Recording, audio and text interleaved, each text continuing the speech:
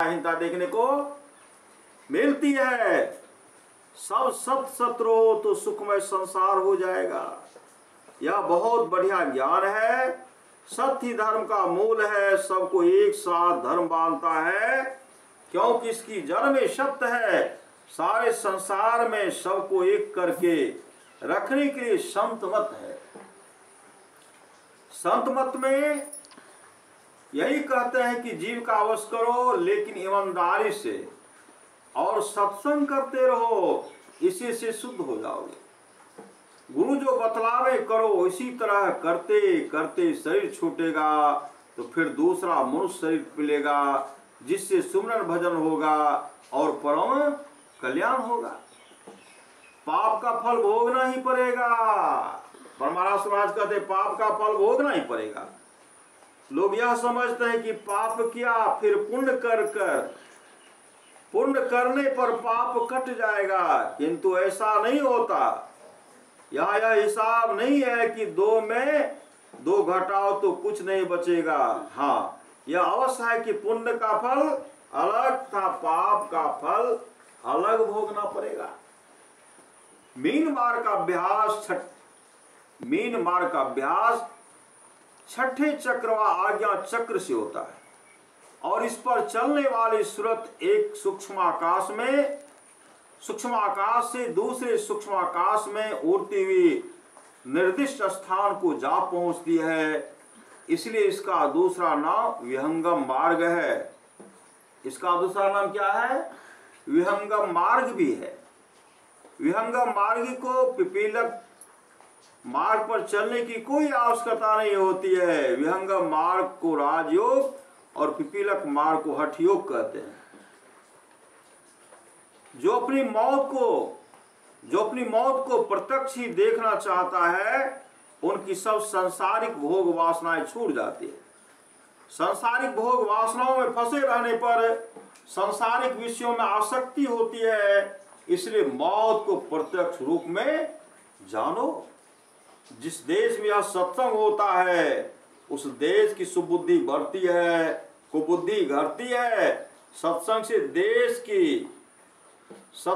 देश उन्नति की ओर बढ़ता है। सत्संग से देश उन्नति की ओर बढ़ता है। सत्संग से देश की भलाई की बात होती है। सत्संग से देश की भलाई की बात होती है। इस सत्संग से देश सुधार का काम होता है।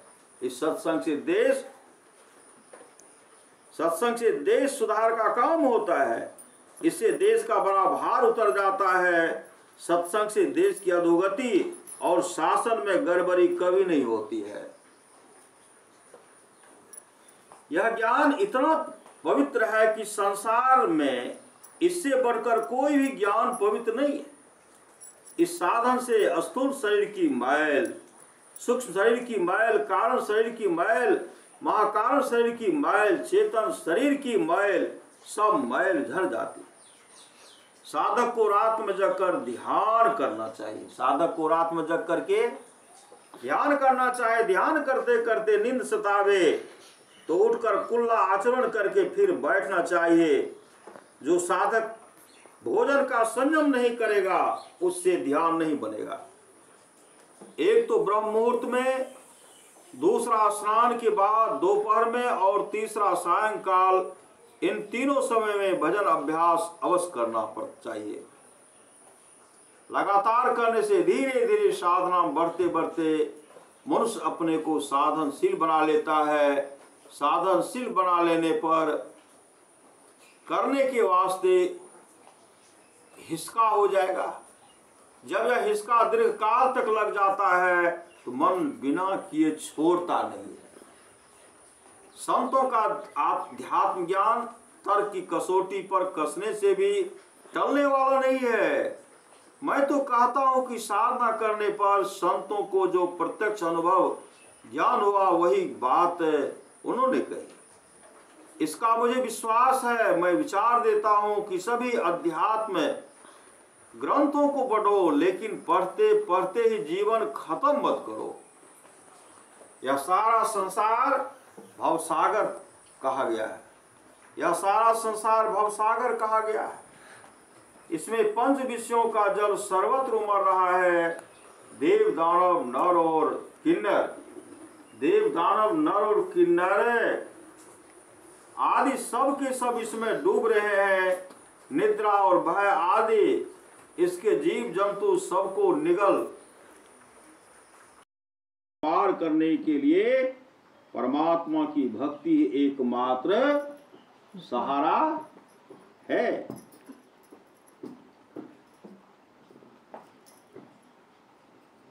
हिंसा, तरंग, तृष्णा, भंवर और ममता पंख में थपेरे खाते, घूमते और फंसे रहकर सबके सब दुख भोग रहे हैं। अतएव इस संसार सागर को पार करने के लिए परमात्मा की भक्ति एकमात्र सहारा है। वह कैसा समय था, कैसी संस्कृति थी कि लोग झूठ नहीं बोलते। अपने की तो बात क्या, गुरुजन की दी हुई बात झूठी नहीं होने पावे। इसलिए श्री राम जंगल गए, आज होकर बिगड़ कर कैसे हो गई है, कैसी हो गई है। आज उसमें झूठ भरा हुआ है। यदि झूठ भाग जाए तो सारे क्लेश दूर हो जाए। अपने देश में धार्मिकता के लिए बहुत लोग चिन्ह भी रखते हैं। अपने देश में धार्मिकता के लिए लोग चिन्ह भी रखते हैं। जो वैष्णव कहलाते हैं वे तिलक करते हैं और माला, कंठी आदि रखते हैं। लेकिन याद रखो, चिन्ह कितने भी लगा लो, लेकिन नाम भजन किए बिना वह धार्मिकता का चिन्ह आपको धार्मिक नहीं बनावेगा। चाहिए कि धार्मिक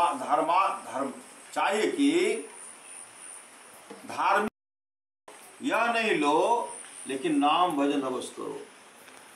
चाहिए कि धार्मिकता का चिन्ह लो या नहीं लो, चाहिए कि धार्मिकता का चिन्ह लो या नहीं लो, लेकिन नाम भजन अवश्य करो। अफसोस है कि आजकल के ऊंचे दर्जे के पढ़े लोग पढ़ते समय से ही मिथ्या धारणा में पढ़कर नास्तिकवाद का प्रचार करते हैं। मुझे इसमें कभी विश्वास नहीं है। जैसे चुंबक से लोहा खींचा जाता है और उसमें लग जाता है, परंतु चुंबक से लोहे को कोई छुड़ा भी सकता है, लेकिन जो भक्त उस आदि सब से पकड़ा जाएगा उसको कोई वज्र भी नहीं छुड़ा सकता। आज तक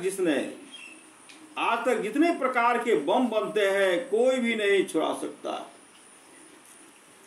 मानस जप और मानस ध्यान स्थूल सगुण रूप उपासना है। बिंदु ध्यान और ज्योति ध्यान सूक्ष्म सगुण रूप उपासना है। अनहद नाथ का ध्यान रूप रहित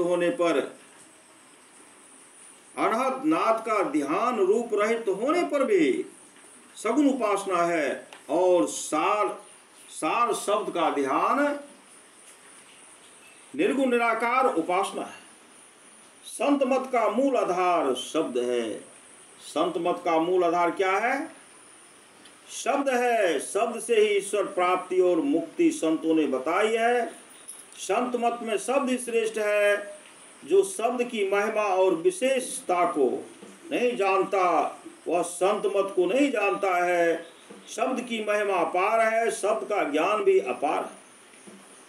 जो सार शब्द को पकड़ता है वह परमात्मा तक पहुंचता है, क्योंकि वह शब्द परमात्मा से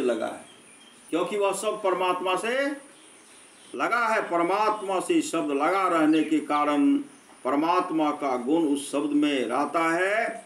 इसलिए जो उस शब्द को पकड़ता है परमात्मा का गुण उसमें आ जाता है। इसलिए उसमें रिद्धि सिद्धि आ जाती है।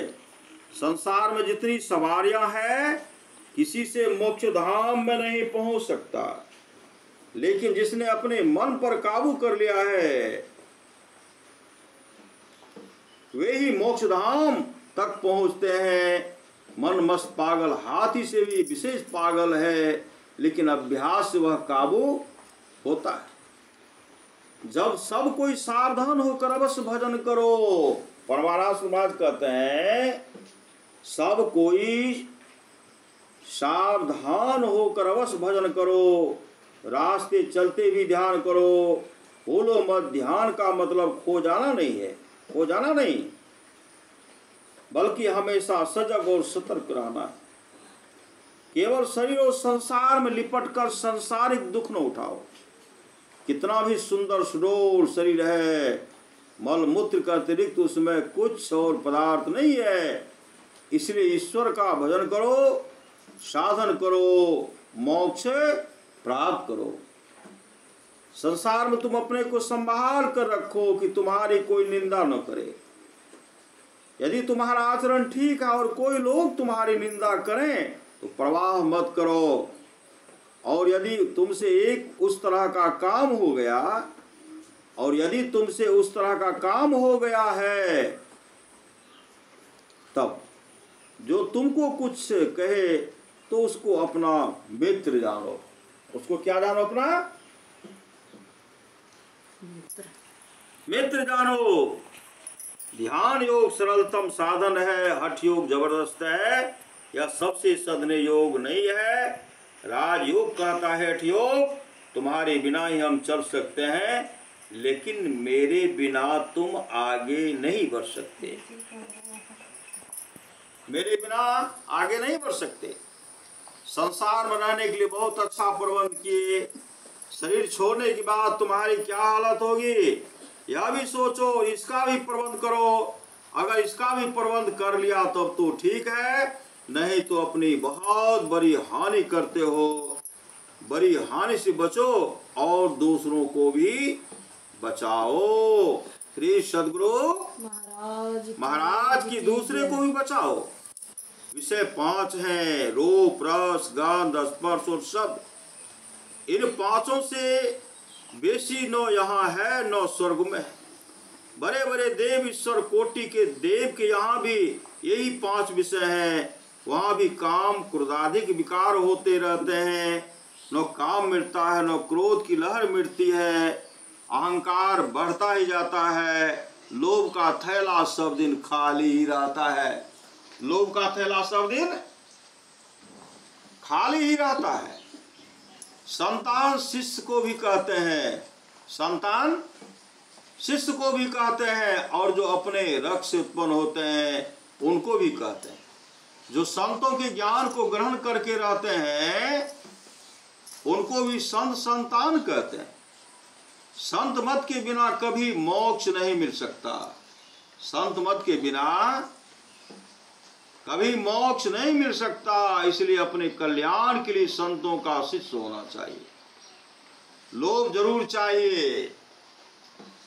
लोभ कुछ पाने के लिए होता है। अपने को पाने का जो लोभ है वह ठीक है, और जो लोभ संसार पाने के लिए है वह संसार फंसाकर दुर्गति को प्राप्त कराता है। इसलिए अपने को पाने का लोभ होना चाहिए। इसका खूब अभ्यास करो, यही अंत समय में काम देगा। कभी मानस जप, कभी मानस ध्यान, कभी दृष्टि साधन, इन तीनों को रखो। इसी से वृक्ष लगेगा और मोक्ष का फल फलेगा। किससे? इसका खूब अभ्यास करो, यही अंत समय में काम देगा। कभी मानस जप, कभी मानस ध्यान, कभी दृष्टि साधन, इन तीनों को रखो। इसी से वृक्ष लगेगा और मोक्ष का फल फलेगा। और मोक्ष का फल फलेगा। चेतन आत्मा बूढ़ा बच्चा जवान नहीं होता। यह जो चेतन स्वरूप है इसका सहारा कैसा होना चाहिए? अंतर ज्योति अंतर्नाद का सहारा होना चाहिए। साधक जब साधना करते हैं चमकती हुई ज्योति को अपने अंदर पाते हैं। साधक जब साधना करते हैं चमकती हुई ज्योति को अपने अंदर पाते हैं। अध्यात्महीन राजनीति पवित्र दशा में नहीं रहेगी, और जिस राजनीति में कुछ भक्ति और आध्यात्मिकता की नीति होगी वह राजनीति पवित्र रहेगी और बहुत दिनों तक रहेगी। जीवन में जवानी आती है, जवानी बहुत मुश्किल का कठिन समय का है, उस कठिन समय को जो पार करता है वही जानता है। इस तरह मुश्किल के समय को बहुत हिफाजत से रखो, यह रखना होगा। हमारे यहाँ एक यह बड़ा भारी काला दाग है कि सभी वर्णों के लोगों को यह उपदेश मत दो, किंतु संत लोग सबके दिन सभी दिन उदार रहे। उनका आदेश रहा चहुवर्णा को दे उपदेश। यह बात तो भूल जाओ कि बिना गुरु के तुमको इसका ज्ञान होगा। ABCD अलिफ वे और क ख गौ के लिए गुरु की जरूरत है और अध्यात्म ज्ञान के लिए गुरु नहीं चाहिए। ऐसा ज्ञान पाने वाला यहाँ बड़े बड़े लोग हैं। ये लोग हमारे धर्म की मर्यादा को तोड़ते हैं। सदगुरु चाहिए, अंतर्मार्गी चाहिए। सदगुरु चाहिए लेकिन अंतर्मार्गी चाहिए।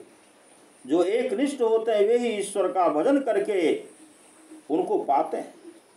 जो एक को नहीं पूछते वे आवागमन से नहीं छूटते। एक ईश्वर का भजन करने वाले ही आवागमन से छूटते हैं। जो दोनों तरहों से सत्संग करते हैं उनकी मन पर कभी न कभी विजय अवश्य होती है। निडर ध्यान लगाओ। अंधकार वज्र कपाट, अंधकार का वज्र कपाट खुल जाएगा। ईश्वर की ज्योति जो सब में समाई है देखोगे। वह रास्ता छोरे की धार के समान दुर्गम है। यदि रास्ता दुर्गम है और तीक्ष्ण है उस पर चलने वाले कट नहीं सकते। कितना हो सूक्ष्म और तेज रास्ता हो तो मन और चेतन भी बहुत सूक्ष्म है, वह उस पर चलने से कटेगा नहीं।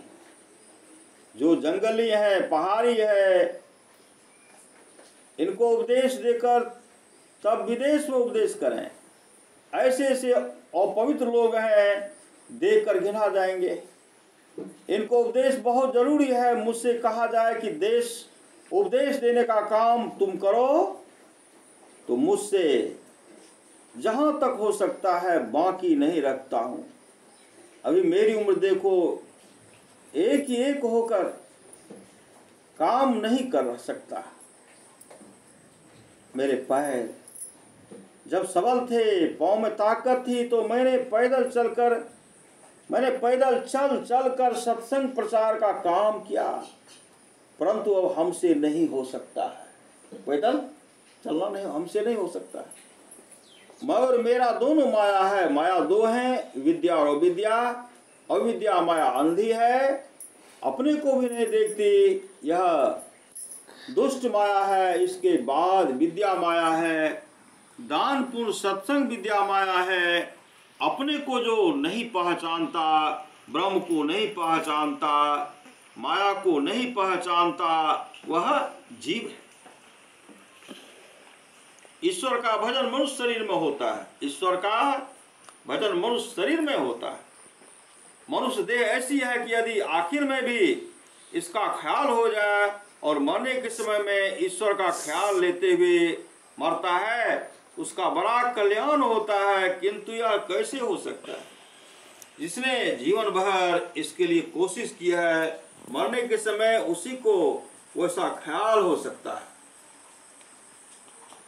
लोग संसार के सुख में अपना कल्याण खोजते हैं। लोग संसार के सुख में अपना कल्याण खोजते हैं, किंतु आज तक पौराणिक व ऐतिहासिक वर्णन नहीं है वे संसार के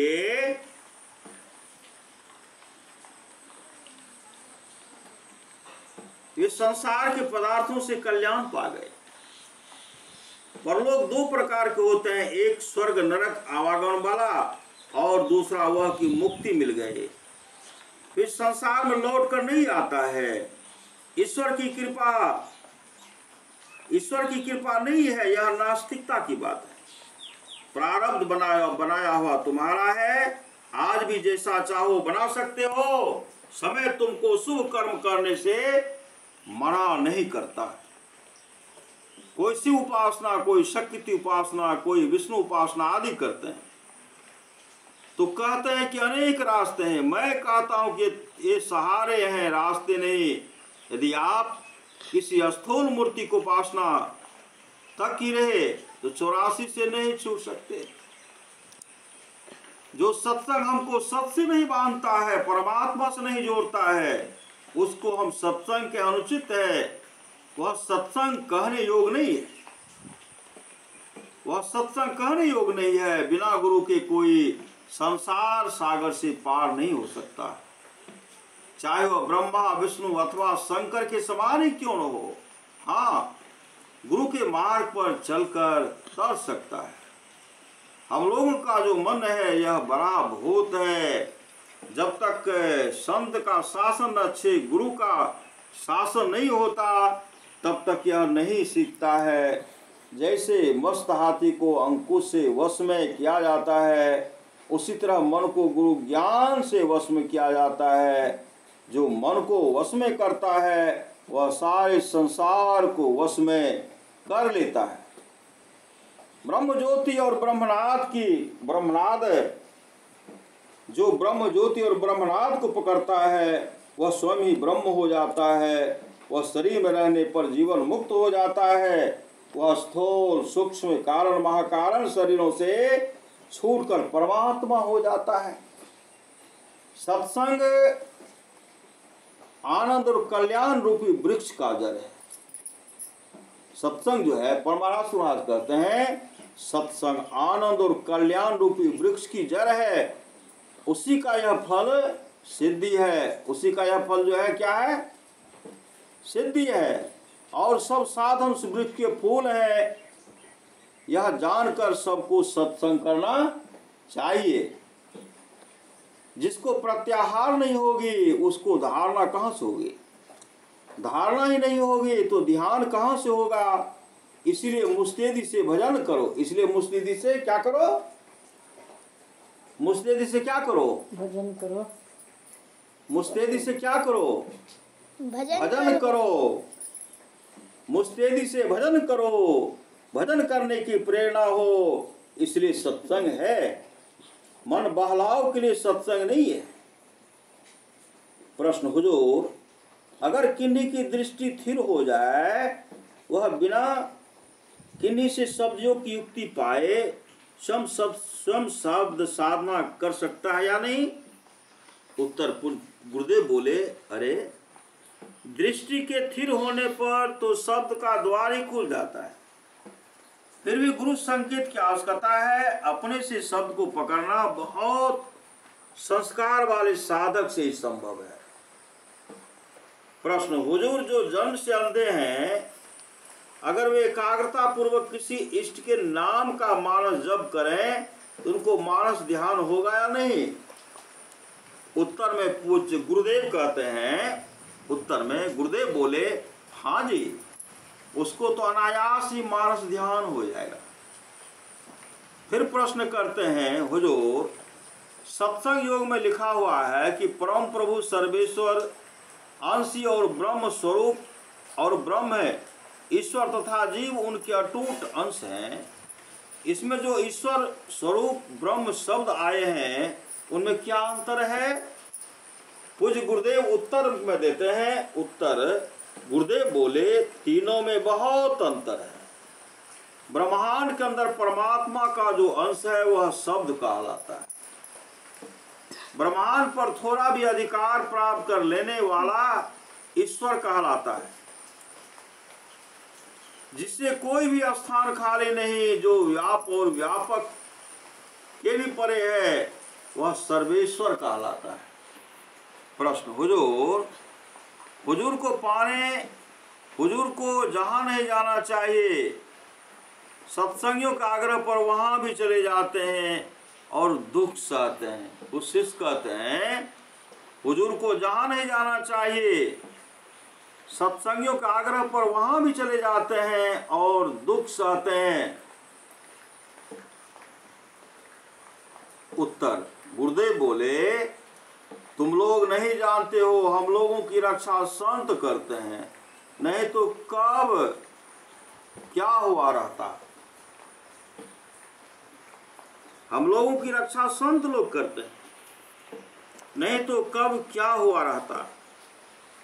प्रश्न हुजूर, जब दृष्टि की दोनों धारों को मिलाने पर प्रकाश ही हो जाता है, तब सारे चंद्र और सूर्य के दर्शन अपने अंदर कब होते हैं? उत्तर, गुरुदेव बोले, साधक को अभ्यास करते करते कभी तारा, कभी आधा चांद, कभी पूर्ण चंद्र, कभी सूर्य दिखाई पड़ता है। एक तरह की अनुभूति नहीं होती है। ध्यान करोगे तो अपने कभी न कभी देख ही लोगे। ध्यान करोगे तो अपने कभी न कभी देख ही लोगे। प्रश्न, हुजूर, प्रणव तार अपने शरीर के अंदर कहाँ देखा जाता है?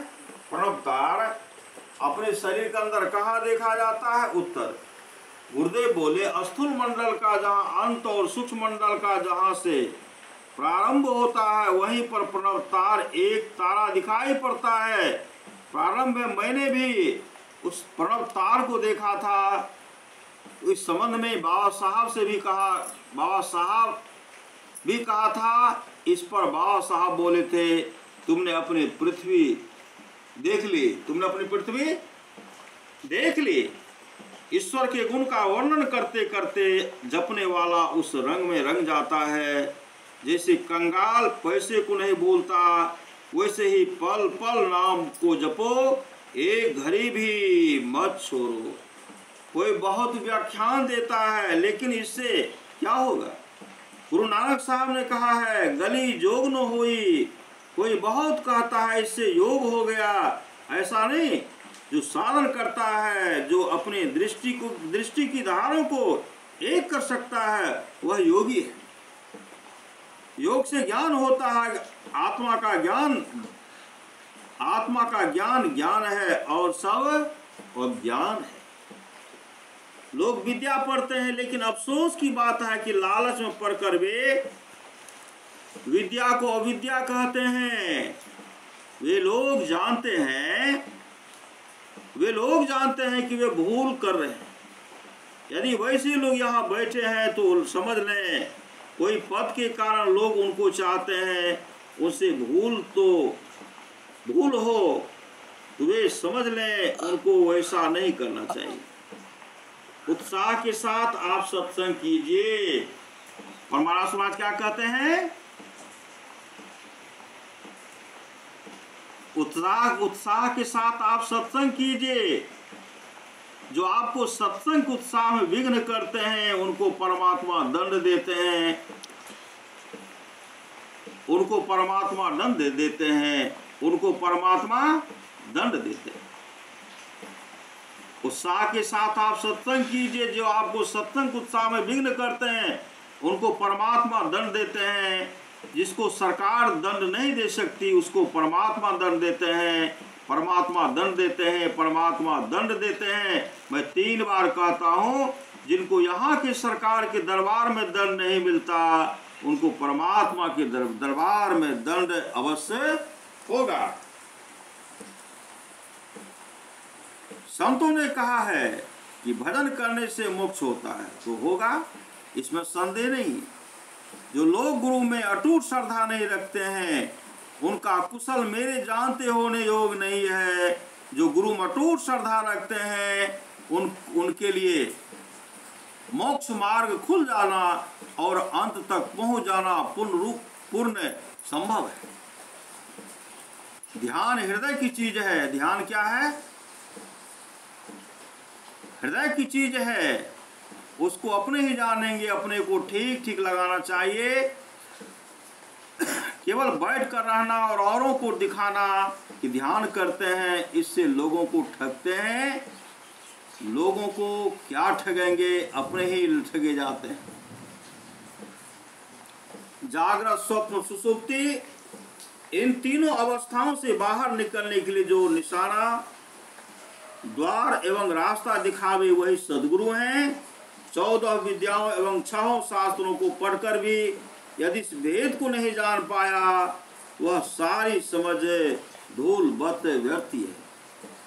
ध्यान करने के लिए पहले स्थूल रूप का सहारा अवश्य लेना चाहिए, तभी सूक्ष्म में प्रवेश करने की भी आशा और संभावना होती है। अपने को जान लेना ही आरती और दीप जलाना है। जब तक सूरत की धार दसों इंद्रियों में रहती है, तब तक अच्छा और बुरा काम होता रहता है।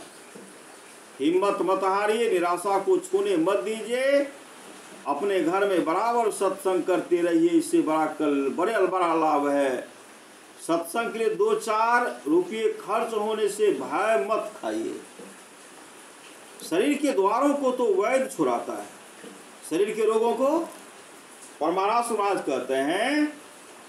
संत सदगुरु महर्षि में परमहंस जी महाराज कहते हैं, शरीर के रोगों को तो वैद्य छुड़ाता है, और संसार व्याधियों से तो सदगुरु ही मुक्त करते हैं।